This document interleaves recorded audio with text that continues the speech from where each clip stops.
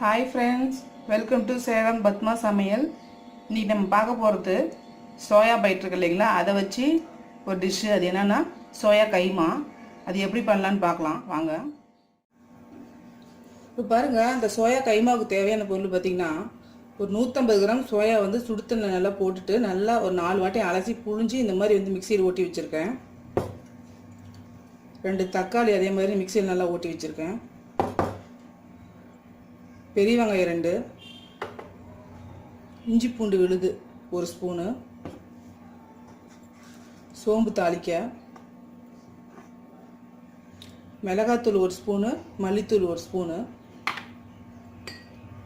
ஜீரகப்பொடி 1 spoon, garam masala 1 spoon, மஞ்சப்பொடி 1/4 spoon. இப்போ வாங்க எப்படின்னு பார்க்கலாம். இப்போ பாருங்கள், ஒரு கடாயை வச்சுருக்கேன். ஃபஸ்ட்டு ஒரு 3 ஸ்பூன் எண்ணெய் ஊற்றிக்கலாம்.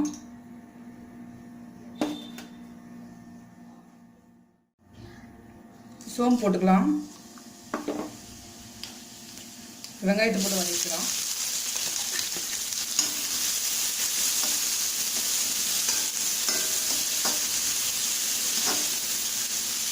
வெங்காயம் நல்லா வதங்கணும்.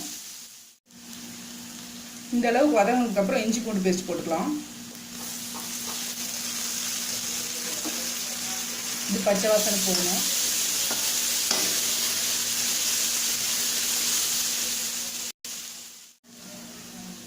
இப்போ அடுப்பை சிம்மில் வச்சுட்டு ட்ரை பவுடர்லாம் போட்டுக்கலாம். ஜீரகப்பொடி, மஞ்சப்பொடி, மல்லிப்பொடி, மிளகாய் பொடி போட்டுக்கணும்.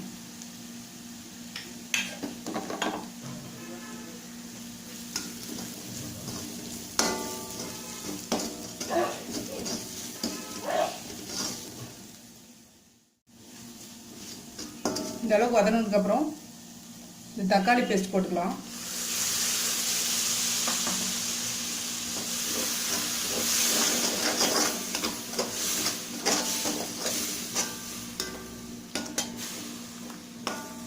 இந்த தக்காளி பேஸ்ட் பார்த்தீங்கன்னா பச்சை வாசனை போய் எண்ணெய் பிரியணும், அந்த அளவுக்கு வதங்கணும்.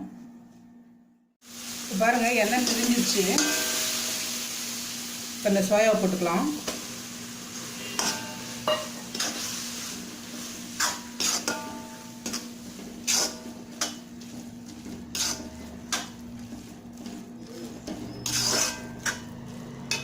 உப்பு போட்டுக்கலாம்.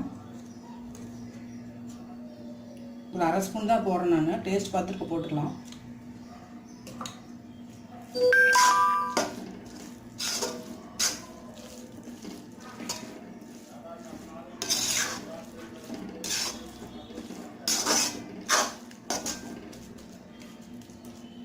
ஒரு 2 நிமிஷம் அப்படியே மீடியம் ஃப்ளேமில் இருக்கட்டும். இப்போ பாருங்கள், 2 நிமிஷம் ஆயிடுச்சு. இன்னும் கொஞ்சம் உப்பு போட்டுக்கிறேன், கம்மியாக இருக்குது உப்பு. கரம் மசாலா போட்டுக்கலாம். ஹையில் வச்சு நல்லா மிக்ஸ் பண்ணிக்கலாம்.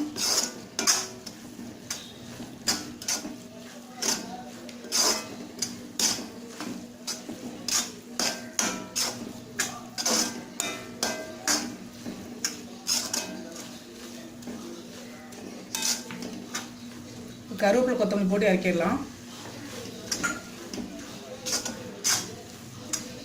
சோயா கைமா ரெடிங்க. இப்போ பாருங்கள், நம்ம சோயா கைமா ரெடியாக இருக்குங்க.